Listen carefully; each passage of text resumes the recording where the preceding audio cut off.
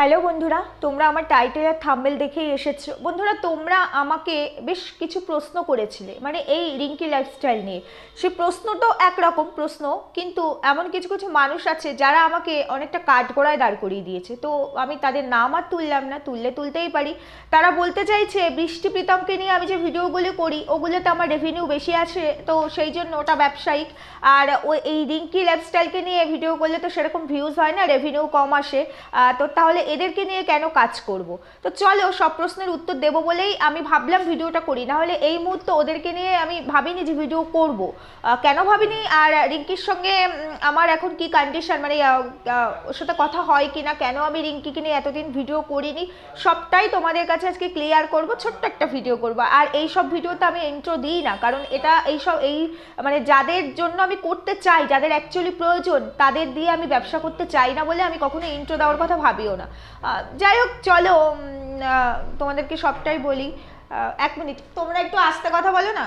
মানে আমার বরের আজকে ছুটি, তো ঘরের মধ্যে আমার মেয়ে আর আমার বর তাণ্ডব করছে, বুঝতে পেরেছো? যাই হোক, তো আজকে সবাই একটু আমাকে ইগনোর করো, ভালো লাগছে না। এমনি ঠান্ডা, তারপরে শরীরটা সত্যি একটু খারাপ, মানে ঠান্ডার থেকে খারাপ লাগছে আর কি, অন্য কিছু নয়, মাথাটা ব্যথা করছে। তো চলো, রিঙ্কির ভিডিও আমি কিন্তু রোজ দেখি, মানে রিঙ্কি নয়, ওর নাম হচ্ছে ইন্দ্রাণী, চ্যানেলের নাম রিঙ্কি লাইফস্টাইল, কিন্তু ওর নাম হচ্ছে ইন্দ্রাণী। আমি তো ওর বাড়িতে গিয়েছিলামও, তোমরা দেখেছো। ইন্দ্রাণীকে নিয়ে আমি বেশ কয়েকটা ভিডিও করেছি, বেশ কয়েকটা ভিডিও। দেখো, এই যে তোমরা যারা বলছো না যে ওকে নিয়ে ভিডিও করলে তো আমার পয়সা হবে না, আমার পয়সা হবে বৃষ্টি আর প্রীতমকে নিয়ে ভিডিও করলে অবশ্যই। ইন্দ্রাণীকে নিয়ে যে কটা ভিডিও করেছি, সত্যি সত্যি সেই সব ভিডিওতে খুবই কম রেভিনিউ আসে, একদমই আসে না। মানে অন্য ভিডিওতে 10,000 যে রেভিনিউটা আসে, আর ও মানে ইন্দ্রাণী কেন, এই ধরনের যে কটা ভিডিও করেছি তাতে রেভিনিউ তার 1% আসে, কেন জানি না। এটা ওয়াইটিও বোধ হয়, কী বলবো, মানে এখন ওয়াইটিকেও আমার অনেক কিছু বলতে ইচ্ছে করে, যার কারণে যে ওয়াইটিও নোংরামিটাই বোধ হয় বেশি ভালোবাসে, মানে যাদের অ্যাকচুয়ালি দরকার প্রয়োজন তাদের ভিডিওতে সত্যি রেভিনিউটা খুবই কম। যাই হোক, তোমরা অনেকে প্রশ্ন করেছো বলে এইটুকু বললাম আমি। এবার তোমাদেরকে আমি একটা কথা বলি, আমি যখনই রিঙ্কি লাইফস্টাইলকে নিয়ে প্রথম ভিডিও করি, আমি কিন্তু রিঙ্কি লাইফস্টাইল মানে ইন্দ্রাণীদের সম্পর্কে কিচ্ছু জানতাম না, নাথিং। শুধুমাত্র ভিডিওটা আমার চোখের সামনে যেদিন আসার পরে আমি 2-4 দিন একটু ওয়েট করছিলাম, কারণ ওই ভিডিওর কমেন্ট সেকশনে আমি দেখছিলাম অতনুদাকে খবর দেওয়া হয়েছে, অতনুদা আসবে। তাই আমি একটু ওয়েট করছিলাম, 2-3 দিন পরে, মানে 3-4 দিন পরে আমি ভিডিও করেছিলাম যে অতনুদা আসুক তারপরে, কারণ অতনুদা আসলে অনেক বেশি লোক চিনবে এই চ্যানেলটিকে, সেই কারণে আমি একটু হোল্ড করে গেছিলাম। অতনুদা এসেছে, আমি দেখেছি, তারপরে আমি আমার ফার্স্ট ভিডিও করি। তখন কিন্তু আমি ওদের সম্পর্কে কিচ্ছু জানতাম না, চিনতাম না। আমি নিজের মতো করে আমার মনে হয়েছে ওদেরকে নিয়ে ভিডিও করা দরকার, এইসব মানুষের পাশে দাঁড়ানো উচিত, মানুষকে মেসেজ দেওয়া দরকার, কারণ চ্যানেলটা নতুন আর এইসব চ্যানেলে তো সত্যি ভিউজ নেই। ওর লাস্ট ভিডিও 2 দিন আগে, আমি একটু আগেও ঘুরে এলাম চ্যানেল থেকে, দেখলাম 11,000 ভিউজ। তো বুঝতেই পারছো সত্যি সত্যি এদের হবে না গো। আমি তো তোমাদেরকে আগেই বলেছি যে আমরা চেঞ্জ হব না কোনোদিনও, তাই অসহায়রা সবসময় মার খাবে আর বদমাশরা সবসময় ওপরে উঠবে, এটা হবেই, দিন দিন বাড়বে। তো এগুলো নিয়ে আর তোমাদেরকে কোনো ক্লারিফিকেশন বা বোঝাতে আমি বসবো না। কাকে বোঝাবো, কাদের বোঝাবো, কতবার বোঝাবো বলো, সম্ভব নয়। তো এই যে ইন্দ্রাণী, তখন আমি ভিডিও নিজের দায়িত্বে করেছিলাম, এবং নিজের দায়িত্বে ভিডিও করার পর দ্বিতীয় ভিডিওটা যখন আমি করি, তার আগে আমি অনেক চেষ্টা করে কষ্ট করে, তখন কিন্তু ওর ফোনপে নাম্বারটা ওর ভিডিওর মধ্যে ছিল না। আমি অনেকের সাথে কন্ট্যাক্ট করে, মানে কমেন্টসের মাধ্যমে, কমেন্টসের থ্রু কন্ট্যাক্ট করে করে করে করে ওর ফোন নাম্বারটা আমি কালেক্ট করি, এবং সেই কালেক্ট করার পর সেদিন আমার যতটুকু সামর্থ্য, আমি কোনোদিনও এগুলো অন ক্যামেরায় আনিনি বা দেখাইনি, দেখাবোও না। এটা আমি পার্সোনালি শুধুমাত্র তোমাদেরকে অ্যান্সার দেওয়ার জন্য, যেহেতু আমি একজন ক্রিয়েটার, তাই তোমরা অনেক প্রশ্ন আমাকে করে ফেলতে পারো নিজেদের ইচ্ছে মতো, আর তোমরা যেহেতু ভিউয়ার্স, তাই তোমরা নিজেদেরটাই লুকিয়ে রাখতে পারো। এটাই হচ্ছে পার্থক্য, জানো তো। আমি কিন্তু সবাইকে বলছি না, এই ধরনের পার্টিকুলার স্পেসিফিক কিছু মানুষ আছে ভিউয়ার্স হিসাবে যারা অন্যকে কাঠগড়ায় দাঁড় করিয়ে দেয়। যাই হোক, তার উদ্দেশ্যেই কথাটা আমি বলছি।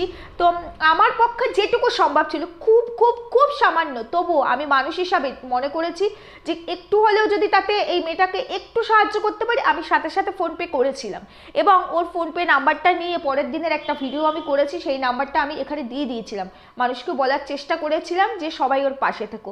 তারপরে আমি ওর সাথে ফোনে কথা বলি, এবং তারপর থেকে কন্টিনিউ কথা বলতে থাকি, ওর থেকে অ্যাড্রেস নিই, এবং আমি নিজে থেকে সময় পাচ্ছিলাম না। আমার বাড়িতেও 2জন অসুস্থ মানুষ ছিল, তোমরা জানো, যদিও তারা এখন কেউ নেই, তারা সুস্থ হয়ে বাড়ি চলে গেছে।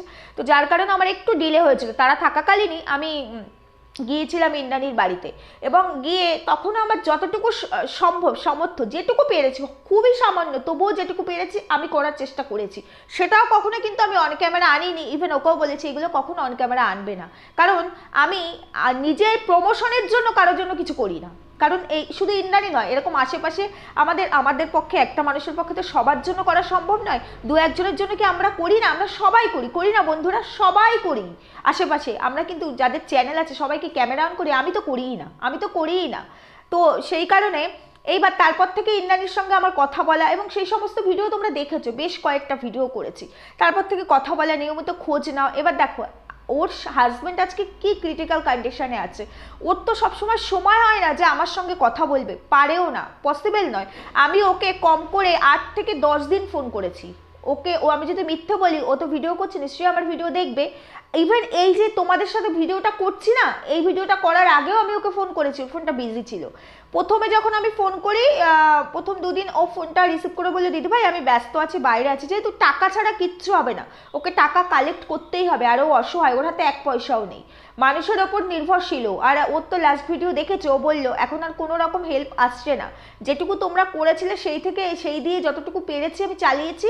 জানি না যে ইন্ডাকশনটা দাদাভাইকে রোজ দিতে হচ্ছে সেটা আর কটা দিন আমি চালাতে পারবো। বলতে ও কেঁদে দিয়েছে, কারণ ও অসহায়, ওর কাছে একটা টাকাও নেই, আর এই মুহূর্তে আর কোনো হেল্প আসছে না। তোমরা অনেকে অনেক রকম প্রশ্ন আমায় করেছিলে, কত করবে মানুষ? ঠিকই তো, একটা মানুষ কত করবে? সম্ভব নয়, জানি।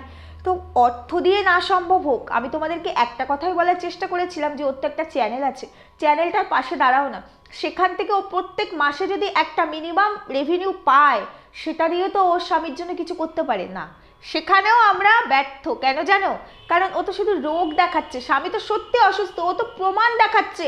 আমরা আবার যেখানে প্রমাণ থাকবে সেই জিনিসটা ভালো চোখে নেব না, যে প্রমাণ না দেখিয়ে আমাদেরকে ঠকাবে, তারপরে সেখানে তো রসায়ন থাকে, তাই না? আমরা আবার ফিজিক্স, কেমিস্ট্রি, রসায়ন এগুলো খুব ভালোবাসি। স্বচ্ছ কথাই বলি, স্বচ্ছ, অ্যাকচুয়ালি স্বচ্ছ জিনিসটা আমাদের ভালো লাগে না।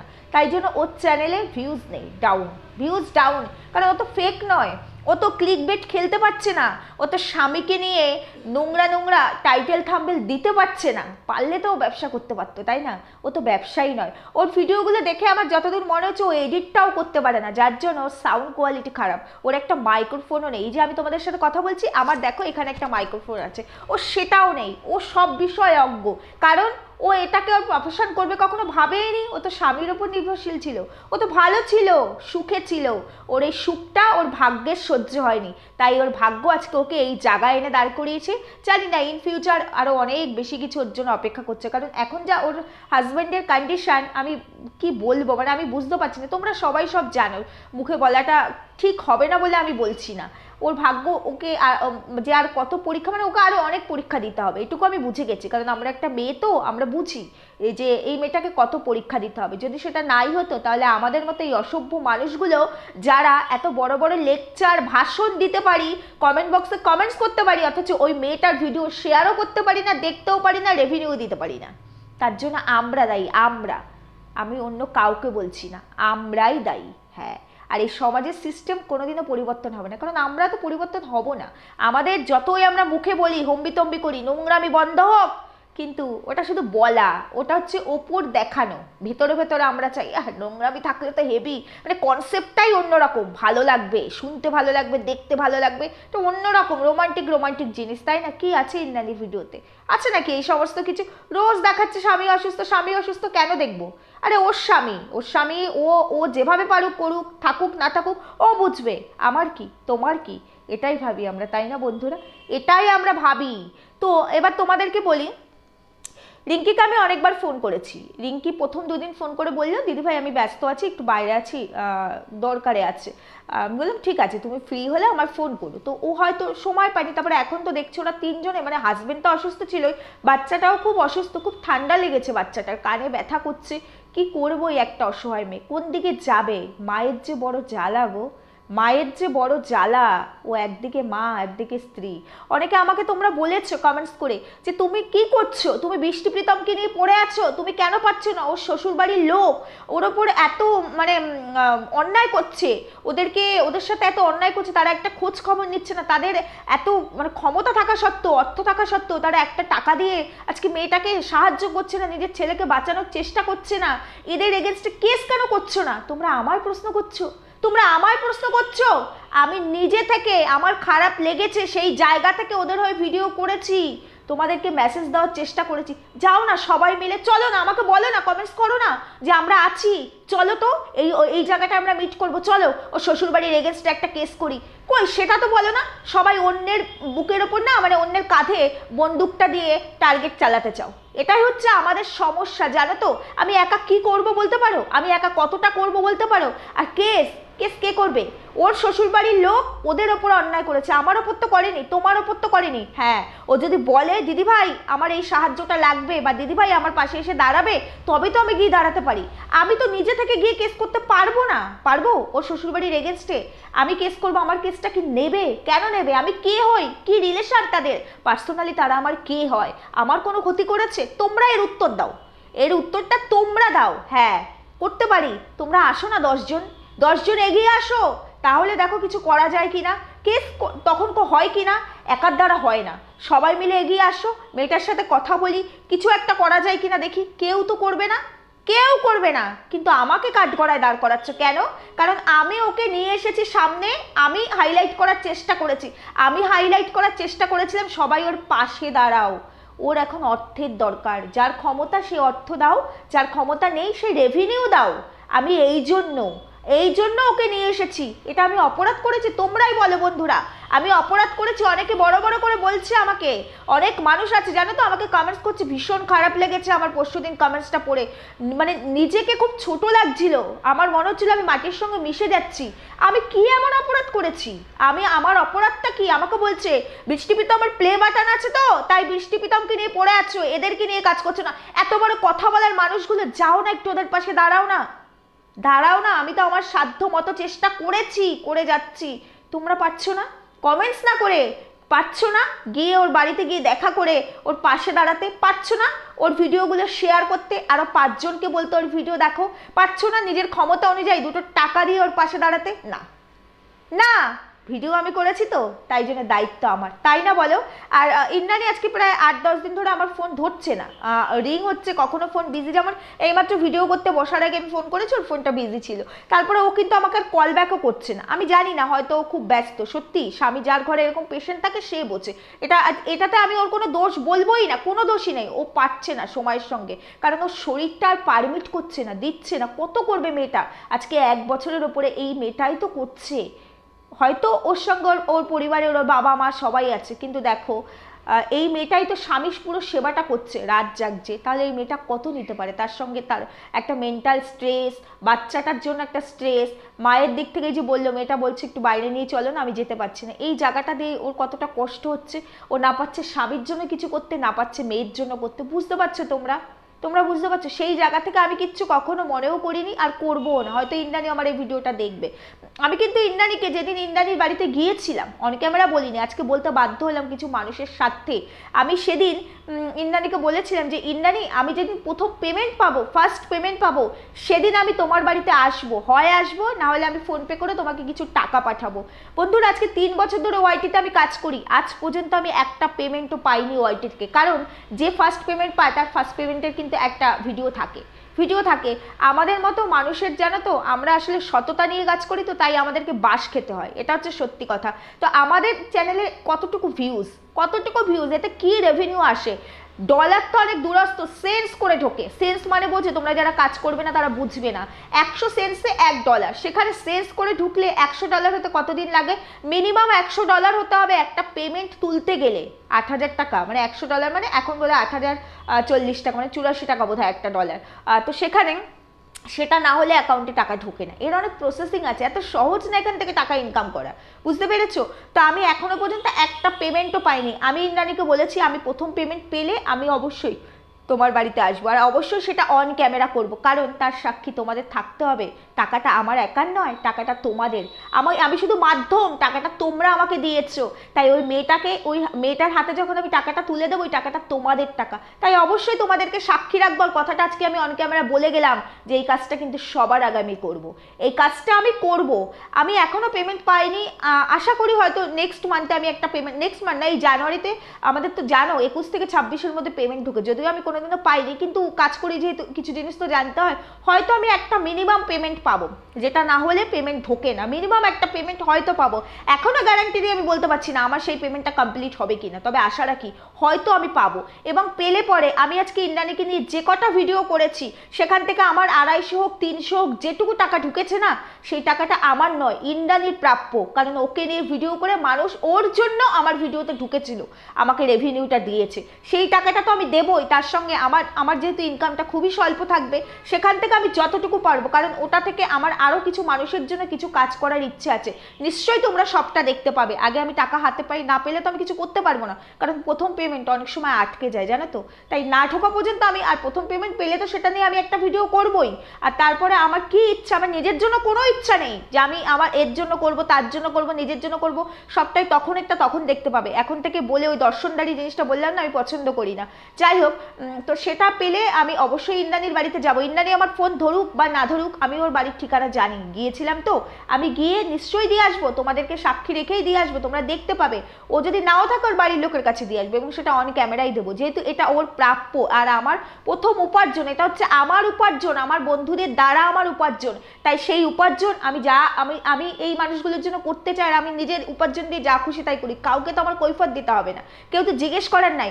আমি চাই আমার নিজের উপার্জন থেকে কিছুটা হলেও এই মেয়েটাকে দিতে, যতটুকু পারবো, হয়তো খুবই সামান্য, কিন্তু এই যে একবার ভেবে দেখো তো, এই সামান্য সামান্য জিনিস যদি আমরা একসঙ্গে 100 জন মিলে করি না, সেই টাকাটাই অসামান্য হয়ে ওঠে।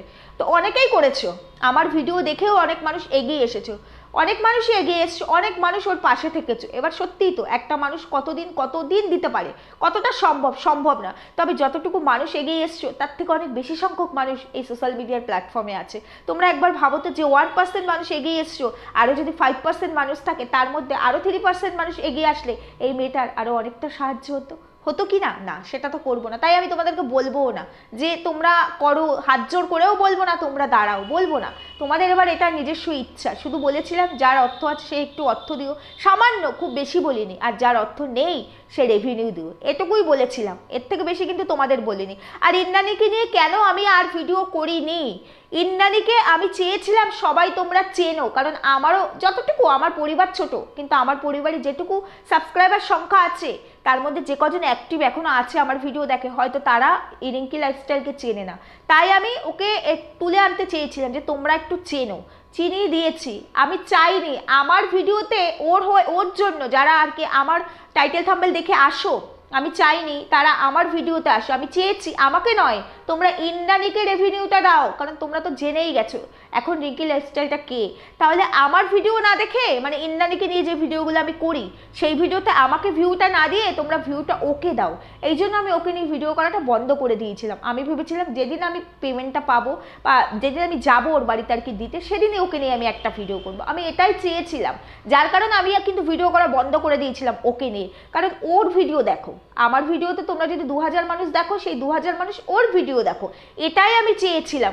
আমি কি অন্যায় করেছি বন্ধুরা? তোমরা কাইন্ডলি একটু বলো তো, এটা কি আমার অপরাধ? কোনো অসহায় মানুষ যার প্রয়োজন তাকে নিয়ে কাজ করাটা কি অপরাধ? তার জন্য কি তোমরা আমার কাঠগড়ায় দাঁড় করাবে? তার জন্য কি তোমরা আমাকে বলবে কেন ওদেরকে নিয়ে ভিডিও করছি না? কারণ ওর প্লে বাটন নেই, কারণ ওকে নিয়ে ভিডিও করলে সেই রেভিনিউটা কম আসে, ওর শ্বশুরবাড়ির লোক ওর ওপর অত্যাচার করেছে, তাহলে আমি কেন বসে আছি, আমি কেন কেস করছি না? আমাকে তো সেই পারমিশনও দেয়নি। কেসটা তো ও করবে, ও একটা পা আগালে ওকে ধরে আমি আরো 2টো পা আগিয়ে দিতে পারি, এর থেকে বেশি কি আমি করতে পারি? আমি কি নিজে থেকে গিয়ে কেস করতে পারি? প্লিজ তোমরা কমেন্টস করে জানিও। তোমরা অন্যকে জাজ করার আগে একবার ভেবে দেখো যে যাকে জাজ করছো সেই জায়গাটায় তোমরা নিজেদেরকে রেখে দেখো। সেটাও না রাখো, তোমরা একটু নিজেদেরকে হয়ে ভেবে দেখো যে উল্টো দিকে তোমরা যে কথাগুলো বলছো তোমরা ঠিক কী ভূমিকা পালন করছো। আগে নিজেকে প্রশ্ন করো। জানো তো, আমি সবসময় একটা কথা বলি, আর আমার বাবাও আমাকে একটা কথা শিখিয়েছে ছোটোবেলা থেকে। এই বাবার কিছু কথা আমি খুব মেনটেন করে চলি, যে অন্যকে 2টো কথা বলার আগে ভাববি যে কথাটা অন্যকে বলছিস সেই কথাটার উপযুক্ত তুই কিনা, তুই বলতে পারিস কিনা। আমার বাবা এটা বলতো। তাই জন্য বিশ্বাস করো আমি কাউকে হার্ট করতে পারি না। কেউ যদি আমার সাথে অন্যায় করে না, তাও আমি সব জেনে বুঝেও তার উপকার করি, তাকে হার্ট করতে পারি না। কারণ আমি খুব ঈশ্বরে বিশ্বাস করি। আমি জানি হিসাব করার জায়গা একটা আছে, নিশ্চয়ই সে আমার জন্য কিছু না কিছু রেখেছে। আজকে বৃষ্টি প্রীতমকে নিয়ে যে ভিডিওটা দিয়েছি তাতে আমার কিছু কমেন্টস এসছে, আমার কমেন্টসগুলো পড়তে গিয়ে চোখ থেকে জল বেরিয়ে গেছে। আমি সেই কমেন্টসের কথা বৃষ্টি প্রীতমের ভিডিও নিয়ে কালকে যখন আসবো নিশ্চয়ই বলবো, আজকে বলবো না। ভীষণ ভালো লেগেছে, আমি কোথাও গিয়ে কিছু পেরেছি, এটুকুই, আর কিচ্ছু বলার নেই। শুধু এইটুকু বলবো, তোমরা রিঙ্কি লাইফস্টাইলের পাশে থেকো, শুধু বোনটির পাশে থেকো। ওর ওর খুব অর্থের প্রয়োজন, শুধু এইটুকুই বলবো। ওর সত্যি অর্থের প্রয়োজন, অর্থ দিয়ে না হোক রেভিনিউটা দাও, ওর ভিডিও দেখে শেয়ার করে, ভিডিও লাইক কমেন্ট শেয়ার করো, ওর পাশে থাকো। এইভাবে তো থাকা যায়। আমি রোজ দেখি, কমেন্টস হয়তো করতে পারি না, কারণ দেখো সংসারের একটা প্রেশার থাকে, বাচ্চা আছে, নিজের ভিডিওর কাজ থাকে। হয়তো ভিডিওটা কমেন্টস করতে গেলে পুরো ভিডিওটা আমাকে বসে দেখতে হবে, একটা 15-20 মিনিটের ভিডিও বসে দেখার সেই সময়টা হয় না। আমি ভিডিও চালিয়ে রেখে দিই, ভিডিও চালিয়ে আমার নিজস্ব কাজ করি, এই জন্য কমেন্টস করতে পারি না। কিন্তু আমি ওর নিয়মিত ভিউয়ার্স, ওর, কৃতিকা হাউসের পূজা, ইন্নানি বলছি, রিঙ্কি মণ্ডল বলে যে দিদিভাইকে নিয়ে আমি একটা ভিডিও করেছিলাম, ওই দিদিভাইয়ের, এদের কিন্তু আমি নিয়মিত ভিউয়ার্স। কথা দিলে আমি কথা রাখি, আমি কথার খেলাপ করা একটুও পছন্দ করি না। আমি যে কাজটা পারবো না সেই কাজটা হাত দেবো না, স্যালেন্ডার করে দিই। কিন্তু কারোর সাথে ফ্রড আমি করতে পারি না, মিথ্যে আমি বলতে পারি না। এই জন্য জীবনে অনেক জায়গায় মার খেয়েছি। আমি মার খেলেও আমি মাথা উঁচু করে দাঁড়িয়ে থেকেছি, কারণ কোনো জায়গায় আমাকে হাঁটতে হয়নি আজ পর্যন্ত। আর ইন ফিউচারও এই কাজটা আমি করতে পারবো না। হয়তো আমি এরকমই, ভগবান আমাকে এরকমভাবেই পাঠিয়েছে, আর আমি নিজের ক্যারেক্টার কোনো কিছুর মূল্যে চেঞ্জ করব না, কারণ আমি জানি অন্যায় আমি কোনোদিনও মানতে পারবো না। আর করা সে তো অনেক পরের কথা, জ্ঞানও তো আমি কোনো অন্যায় করিনি, করবও না। যাই হোক বন্ধুরা, সবাই ইন্দ্রাণীর পাশে থেকো, রিঙ্কি লাইফস্টাইলে। আর কিচ্ছু বলার নেই, সুস্থ থেকো, ভালো থেকো। কালকে আসবে নতুন ভিডিও নিয়ে, সবাই ভালো থেকো।